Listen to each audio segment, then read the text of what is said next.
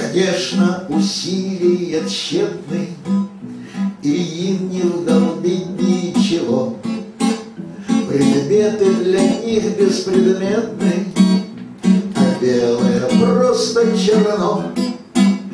Судье задано с прокурором плевать на детальный разбор.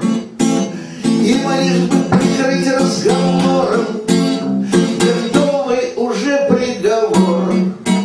Скорее всего, надо было просто просить представительный суд дать меньше по 190-й, чем то, что, конечно, дадут. Откуда же берется охота, азарт, неподдельная страсть, машинам доказывать что-то, властям корректировать власть? Серьезные взрослые судьи, седины, морщины, семья. Какие же это орудия?